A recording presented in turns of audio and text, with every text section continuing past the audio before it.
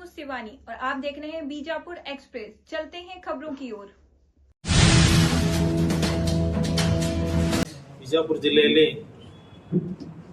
ರಾಜಕಾರಣಿಗಳ ಇಚ್ಛಾಶಕ್ತಿ ಕೊರತೆ ಎಷ್ಟಾಗಿದೆ ಅಂದ್ರೆ ಈ ಜಿಲ್ಲೆಯಲ್ಲಿ ಖಾಸಗಿ ಶಾಲೆಗಳ ದರ್ಬಾರ ನಡೆದರೂ ಕೂಡ ಯಾವುದೇ ಒಬ್ಬ ರಾಜಕಾರಣಿಗಳು ಚಕಾರ ಶಬ್ದ ಎತ್ತಲಾಕತ್ತಿಲ್ಲ.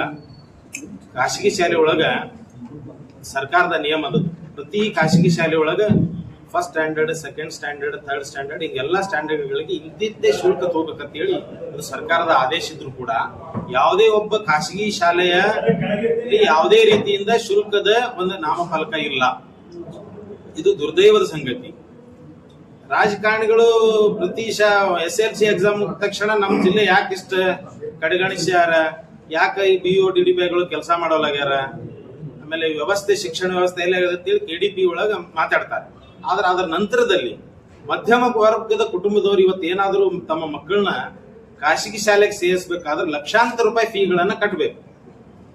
ಒಂದೇ ಒಂದು ಖಾಸಗಿ ಶಾಲೆ ಒಳಗ ಇಂಥ ವಿದ್ಯಾರ್ಥಿಗೆ ಇಷ್ಟ ಶುಲ್ಕ ಅಂತೇಳಿ ಯಾವುದೇ ಒಂದು ಈ ಜಿಲ್ಲೆಯಲ್ಲ, ಈ ರಾಜ್ಯದಲ್ಲಿ ಖಾಸಗಿ ಶಾಲೆ ಒಳಗ ಒಂದು ಶುಲ್ಕದ ಒಂದು ನಾಮಫಲಕ ಯಾವುದೇ ಖಾಸಗಿ ಶಾಲೆ ಒಳಗಿಲ್ಲ.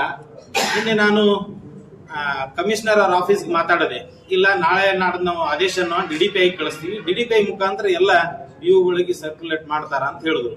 ಆದ್ರೆ ಇಲ್ಲಿವರೆಗೆ ಇಷ್ಟು ವರ್ಷ ಆಗಿದ್ದೇನು ವ್ಯವಸ್ಥೆ? ದಯವಿಟ್ಟು ಖಾಸಗಿ ಶಾಲೆಗಳು ದೊಡ್ಡ ಯಾಕೆ ಖಾಸಗಿ ಶಾಲೆಗಳು ಈ ವ್ಯವಸ್ಥೆ ಆಗ್ಯಾವಂದ್ರೆ ದೊಡ್ಡ ರಾಜಕಾರಣಿಗಳಿವೆ ಖಾಸಗಿ ಶಾಲೆ ಅದಾವ ಆ ಕಾರಣಕ್ಕೆ. ಆದ್ರೆ ಈ MLCಗಳು ಏನ್ ಮಾಡಕತ್ತಾರ, ಇಲೆಕ್ಷನ್ ಬಂದಾಗ ಮಾತ್ರ MLCಗಳು ತಮ್ಮ ಕಾರ್ಯವನ್ನು ಸ್ಟಾರ್ಟ್ ಮಾಡ್ತಾರೆ. MLCಗಳು ವಿಶೇಷವಾಗಿ ಮುತುವರ್ಜಿ ವಹಿಸಿ ಖಾಸಗಿ ಶಾಲೆಗಳ ಮೇಲೆ ಹಿಡಿತಿಟ್ಟು ಮಧ್ಯಮ ವರ್ಗದ ಕುಟುಂಬಗಳು ಇವತ್ತೇನಾದ್ರೂ ಒಂದು ಬರೀ ಫೀ ಅಷ್ಟೇ ತಗೋತಾರಲ್ಲ, ಡೊನೇಷನ್ ತಗೋತಾರೆ. ಪ್ರತಿ ವರ್ಷ ಡೊನೇಷನ್ಗಳ ಹಾವಳಿ, ಪ್ರತಿ ವರ್ಷ ಡೊನೇಷನ್. ಅದೇ ಮಗು ನೆಕ್ಸ್ಟ್ ಕ್ಲಾಸಿಗೆ ಹೋಗ್ಬೇಕಾದ್ರೆ ಮತ್ತೊಮ್ಮೆ ಡೊನೇಷನ್ ಕಟ್ಟಬೇಕು ಆ ಶಾಲೆಗೆ. ಡೊನೇಷನ್ಗಳು ಆ ಖಾಸಗಿ ಶಾಲೆ ಏನ್ ಸಂಸ್ಥಾಪಕರು ಇರ್ತಾರಲ್ಲ ಅವ್ರ ಡೆವಲಪ್ಮೆಂಟ್ ಆಗ್ತಾರೆ ಹೊರತಾಗಿ ಆ ಮಕ್ಕಳಲ್ಲಿ ಶಿಕ್ಷಣ ಮೌಲ್ಯವನ್ನ ಕುಶಿಲಾಕತ್ತಾರೆ. ಆ ನಿಟ್ಟಿನಲ್ಲಿ ಜಿಲ್ಲೆಯ ಉಸ್ತುವಾರಿ ಸಚಿವರು ಮತ್ತು ಎಲ್ಲ ಜನಪ್ರತಿನಿಧಿಗಳು ಖಾಸಗಿ ಶಾಲೆಗಳ ಮೇಲೆ ಒಂದು ಹಿಡಿತಿಟ್ಟು ದಯವಿಟ್ಟು ಮಧ್ಯಮ ವರ್ಗದ ಕುಟುಂಬದವರು, ಇನ್ನು ದೊಡ್ಡ ನೌಕರಸ್ಥರು ಖಾಸಗಿ ಶಾಲೆಗಳಿಗೆ ಹಾಸ್ತಾರೆ. ಆದ್ರೆ ಏನ್ ಸಮಸ್ಯೆ ಅದಂದ್ರೆ ಮಧ್ಯಮ ವರ್ಗದವರು ಕೂಡ ಪ್ರಾಥಮಿಕ ಮತ್ತು ಪ್ರೌಢ ಶಾಲೆಗಳು ನಮ್ಮ ಬಿಜಾಪುರ ಶಾಲೆಗಳಲ್ಲಿ ಆ ಶಿಕ್ಷಣ ಮೌಲ್ಯವನ್ನ ಕಳೆದುಕೊಂಡದ್ದು ಸಾಕಷ್ಟು. ಈ ಹಿಂದೆ ನಾನು ಪತ್ರಿಕಾಗೋಷ್ಠಿ ಮಾಡಿ ಅಲ್ಲಿ ವಿನಂತಿಯನ್ನು ಮಾಡಿಕೊಂಡಿದ್ದೀನಿ. ಜಿಲ್ಲಾ ಉಸ್ತುವಾರಿ ಸಚಿವರಲ್ಲಿ ಕೂಡ ನಾನು ಕೇಳ್ಕೊಂಡಿದ್ದೀನಿ, ದಯವಿಟ್ಟು ಪ್ರಾಥಮಿಕ ಶಾಲೆ ಸರ್ಕಾರಿ ಶಾಲೆಗಳು ಅದು ಡೆವಲಪ್ಮೆಂಟ್ ಆಗಿದ್ವು ಅಂದ್ರೆ ಈ ಖಾಸಗಿ ಶಾಲೆಗಳಿಗೆ ಮಾರು ಹೋಗುದು ಆಗಂಗೇ ಇಲ್ಲ. ಸರ್ಕಾರಿ ಶಾಲೆಗಳು ಡೆವಲಪ್ಮೆಂಟ್ ಆಗ್ಬೇಕು ಅನ್ನೋದು ಒಂದು ವಿನಂತಿ ಅದ. ಆದ್ರೆ ಖಾಸಗಿ ಶಾಲೆಗಳಲ್ಲಿ ವಿನಂತಿ ಏನದಂದ್ರೆ ದಯವಿಟ್ಟು ತಾವು ಯಾವ ವಿದ್ಯಾರ್ಥಿಗೆ ಯಾವ ತರಗತಿಗೆ ಎಷ್ಟು ಫೀ ತಗೋತೀರಿ ಅದನ್ನ ತಾವು ಡಿಸ್ಪ್ಲೇ ಮಾಡಬೇಕು ಪ್ರತಿ ಶಾಲೆಗಳಲ್ಲಿ ಅಂತೇಳಿ ನನ್ನೊಂದು ವಿನಂತಿ ಅದ. ಈ ಮಟ್ಟಿನಲ್ಲಿ ಈ ಒಂದು ಸ್ವಲ್ಪ ದಿವಸ ನೋಡ್ತೀವಿ, ಒಂದು ವೇಳೆ ಆಗ್ಲಿಲ್ಲ ಅಂದ್ರೆ ಇದ್ರ ವಿರುದ್ಧ ನಾವು ಹೋರಾಟಗಳನ್ನು ಮಾಡ್ತೀವಿ. ಸರ್, ಪರ್ಟಿಕ್ಯುಲರ್ ಆಗಿ ಯಾವ ಸುಮಾರು ಒಂದು 21 ವಿದ್ಯಾರ್ಥಿಗಳನ್ನ 2,000 ರೂಪಾಯಿ ಫೀ ಬ್ಯಾಲೆನ್ಸ್ ಉಳ್ದ ಅಂತೇಳಿ 1-1.5 ತಾಸು ಹೊರಗೆ ನಿಂದಿರ್ಸ್ಯಾರ. ಆಮೇಲೆ ಹೋಗಿ ಫೀ ತುಂಬಿಂದ ಆ ಹುಡುಗರನ್ನ ಒಳಗ್ ಕರ್ಕೊಂಡ್ರ. ಎಂತ ದುರ್ದೈವ ಸಂಗತಿ ಅಂದ್ರೆ ಕೆಲವೊಬ್ರು ಊರಿಗೆ ಹೋಗಿರ್ತಾರ ಪಾಲಕರು, ಕೆಲವೊಬ್ರು ದುಡಿಲಾಕ ಬೇರೆ ಊರಿಗೆ ಹೋಗಿರ್ತಾರ. ಅಂತವ್ರ ತಕ್ಷಣ ದುಡ್ಡು ಬಂದ್ರೆ ಎಲ್ಲಿ ಕಟ್ಟಬೇಕು? ಅದೇ ಶಾಲೆ ಒಳಗೆ ಕಲಿತಿರ್ತಾರ, ಅವ್ರ ಮುಂದೆ ಅವಕಾಶ ಇರ್ತದ. ಆದ್ರೆ ಪಾಲಕರಿಗೆ ಎಷ್ಟು ಹರಾಸ್ಮೆಂಟ್ ನಡೆದದ ಅನ್ನೋದು ಈ ಮೂಲಕ ತಮ್ಮಲ್ಲಿ ನಾನು ಒಂದು ವಿನಂತಿಯನ್ನು ಮಾಡ್ಕೋತೇನೆ. ಕೇವಲ ಕನ್ನಡ ಇದು ಪ್ರೈಮರಿ ಸರ್ ಫೀ ತಗೋರಿ, ಡೊನೇಷನ್ ಹಾವಳಿ ಯಾಕ? ಪ್ರತಿ ವರ್ಷ ಡೊನೇಷನ್ ಯಾಕ? ಅಲ್ಲ, ಅದಕ್ಕಾಗಿ ನೀವು ಪ್ರಾಥಮಿಕ ಮತ್ತು ಪ್ರೌಢ ಶಾಲೆಗಳನ್ನ ಈ ಕನ್ನಡ ಶಾಲೆಗಳನ್ನ ನೀವು ಮೇಲ್ದರ್ಜೆಗೆ ಡೆವಲಪ್ಮೆಂಟ್ ಮಾಡಿದ್ರೆ ಆಟೋಮೆಟಿಕ್ ಎಲ್ಲರೂ ಅಲ್ಲಿ ಸರ್ಕಾರಿ ಶಾಲೆಗೆ ಸೇರಿಸ್ತಾರೆ ಮಕ್ಕಳನ್ನ. ದುರ್ದೈವ ಅಂದ್ರೆ ಕೆಲವೊಂದಿಷ್ಟು ಈ ನಿಗಮಗಳು ಅದಾವ, ವಿಕಾಸ ವಿಕಾಸ ಈ ವಿಕಾಸ ಅಕಾಡೆಮಿಗಳು ಅದಾವ. ಅವ್ರ ಕೆಲಸ ದಯವಿಟ್ಟು ಖಾಸಗಿ ಶಾಲೆ ಯಾಕೆ ಸಮಸ್ಯೆ ಅಂದ್ರೆ ಅವ್ರವೇ ಖಾಸಗಿ ಶಾಲೆಗಳದಾವ್, ಅವ್ರು ಹಿಡಿತ ಇಡಬೇಕು. ಎಲ್ಲ ಖಾಸಗಿ ಶಾಲೆ ಚೇರ್ಮನ್ ಮುಖ್ಯಸ್ಥರನ್ನ ಕರೆಸಿ ಫೀ ಕಡಿಮೆ ಮಾಡಿಸೋ ಕೆಲಸ ಆಗ್ಬೇಕು. ಡೊನೇಷನ್ ಯಾಕೆ ತಗೋತೀರಿ ಪ್ರತಿ ವರ್ಷ ಅನ್ನೋದು ಆಗ್ಬೇಕು. ಹೌದು ಇಲ್ಲ ಸರ್, ಈ ಸಲ ಹೇಳಾಕತ್ತೀವಿ ನಾವು ಎಲ್ಲ. ನಂದು ವಿನಂತಿ ಏನಂದ್ರೆ ಏನ್ ಪಾಲಕರದಾರಲ್ಲ ದಯವಿಟ್ಟು ನಮ್ ಜೋಡಿ ಕೈ ಜೋಡಿಸ್ರಿ, ನಾವು ನಿಮ್ ಜೊತೆ ಇರ್ತೀವಿ. ಖಾಸಗಿ ಶಾಲೆ ಒಳಗೆ ಹೆಂಗ್ ನಡೆದ ಅಂದ್ರೆ ಈಗ ಮಧ್ಯಮ ವರ್ಗದ ಕುಟುಂಬ ಬಡವರಂಕರ ಪಾಪ ಭಯಂಕರ ಕಷ್ಟ ಅದ. ಮಧ್ಯಮ ವರ್ಗದ ಕುಟುಂಬ ಕೂಡ ವಜ್ಜಾಗ್ಯದ ಈ ಸರಿ. ಲಕ್ಷಾನ್ಗಟ್ಲೆ ಫೀ ತುಂಬಬೇಕು ನೀವು 2nd, 3rd, 4th ಸ್ಟ್ಯಾಂಡರ್ಡ್ಗೆ. ಸರ್ ಒಂದ್ 15 ದಿವಸನಾಗ ಹೋರಾಟ ಮಾಡ್ತೀವಿ ಒಂದು ಪಾಲಕರ ಸಭೆ. ಒಂದು ಸ್ಕೂಲ್ ಹೆಸರು ಹೇಳಿದಿರಿ, ಇಂಥವು ಬಹಳ ಇದಾವೆ. ಅದೇ ಸರ್, ನಾನು ಟೋಟಲ್ ಆಗಿ ಇಡೀ ಖಾಸಗಿ ಶಾಲೆಗಳ ಬಗ್ಗೆನೇ ಮಾತಾಡಕತ್ತೀನಿ ಸರ್.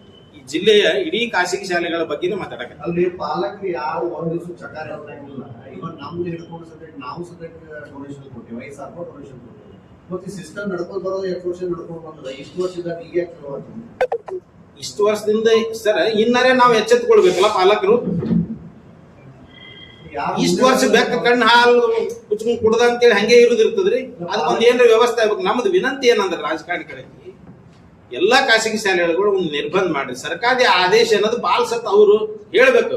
ಖಾಸಗಿ ಶಾಲೆಗಳು ಅವರು ಒಂದು ಸರ್ಕಾರದ ಭಾಗ, ಸಚಿವರು ಶಾಸಕರುಗಳು ಸರ್ಕಾರದ ಆದೇಶ ಅಂತೇಳಿ ಕಮಿಷನರ್ ಆಫೀಸ್ನಾಗ ಅದನ್ನ ಫೈಲ್ನಾಗ ಇಟ್ಕೊಂಡು ಕುಂಡ್ರಬಾರ್ದು. ಅದನ್ನ ಪ್ರತಿ ಶಾಲೆಗಳಿಗೆ ಆದೇಶ ಮಾಡಿ ಸರ್ಕ್ಯುಲೇಷನ್ ಹೊರಡಿಸಿ ಪ್ರತಿ ಶಾಲೆ ಒಳಗೆ ಡಿಸ್ಪ್ಲೇ ಆಗ್ಬೇಕು. ಒಂದು ಮಗುವಿಗೆ ಎಷ್ಟು ಶುಲ್ಕ ಒಂದು ವರ್ಷಕ್ಕೆ ಆಗಬೇಕು ಎಲ್ಲ ಜಾಸ್ತಿ ತಗೊಂಡ್ರೆ ಶಾಲೆ ಮೇಲೆ ಕ್ರಮ ತಗೋಬೇಕಂತ ಹಿಂಗ ಅಂತೇಳಿ ನಮ್ದೊಂದು ವಿನಂತಿ ಅದ ಜಿಲ್ಲಾ ಉಸ್ತುವಾರಿ ಸಚಿವರಿಗೆ, ಕಮಿಷನರ್ ಅವರಿಗೆ, ಧಾರವಾಡ ಕಮಿಷನರ್ ಅವರಿಗೆ, ಬಿಜಾಪುರ DDPI ಮತ್ತು BO ನಮ್ದೊಂದು ವಿನಂತಿ ಅದ ಸರ್. ಪ್ರಯತ್ನ ಅಷ್ಟೇ ಮಾಡುದು ಸರ್, ನಮ್ದು ಪ್ರಯತ್ನ ಅದ. ಈ ಪ್ರಯತ್ನಕ್ಕೆ ಬರುವಂತ ದಿನಗಳು ಹೋರಾಟ ಕೂಡ ಇರ್ತದೆ. ಈ ಜಿಲ್ಲೆಯ ಉಸ್ತುವಾರಿ ಸಚಿವರು, ಶಾಸಕರು ಕೇವಲ ತಮ್ಮ ರಾಜಕಾರಣ ಒಳಗೆ ಬಿಸಿ ಇರದೆ ಮಕ್ಕಳ ಮೌಲ್ಯಯುತ ಶಿಕ್ಷಣ ಬಗ್ಗೆ ಒಂಚೂರು ತಲೆ ಕೆಡಿಸಿಕೊಡಿ ಅಂತ ಕೇಳ್ತೀನಿ, ವಿನಂತಿ. ಇಲ್ಲಿ ಮಾಜಿ ಹಾಲಿ ಯಾರ್ಯಾರು ಶಾಸಕರು ಮೆಜಾರಿಟಿ ಎಲ್ಲರದು ಒಂದೊಂದು ಇನ್ಸ್ಟಿಟ್ಯೂಷನ್ ಐತಿ. ನಾ ಅದನ್ನ ಹೇಳಿದೆ ಸರ್, ಮೊದಲೇ ಸಚಿವರ ಶಾಸಕರುಗಳನ್ನೇ ಸ್ಕೂಲ್ಗಳು ಅದಾವ. ಅಟ್ಲೀಸ್ಟ್ ಈ MLC-ಗಳು ಏನದಾರಲ್ಲ, MLC-ಗಳು ಬಾಗಲಕೋಟ್ನಾಗ ಒಬ್ರು MLC ಆಗಿ ಆಯ್ಕೆ ಹೋಗ್ತಾರ, ಅವ್ರು ಅಲ್ಲೇ ಇರ್ತಾರ. ಇಲ್ಲಿ MLC-ಗಳು ಅಲ್ಲ ಸರ್, MLC-ಗಳು ಕೇವಲ ಶಿಕ್ಷಕರದ್ದು ಅಷ್ಟೇ ಧ್ವನಿ ಎತ್ತಬಾರ್ದು. ಅವ್ರ ಮಕ್ಕಳ ಬರುವಂತ ದಿನಗಳೊಳಗ ಈ ದೇಶದ ಆಸ್ತಿ ಅಂದ್ರೆ ಮಕ್ಕಳು. ನಾನು ಎಲ್ರದ್ದು ಹೇಳಕತ್ತೀನಿ ಸರ್, ನಾನು ಎಲ್ರದ್ದು ಹೇಳಕತ್ತೀನಿ. ಖಾಸಗಿ ಶಾಲೆಗಳ ದರ್ಬಾರವನ್ನ ಒಂಚೂರು ಕಣ್ಣೆತ್ತು ನೋಡ್ಬೇಕಂತ ಹೇಳಿ ಸಚಿವರು, ಶಾಸಕರು, MLC-ಗಳಲ್ಲಿ ವಿನಂತಿ ಆದ.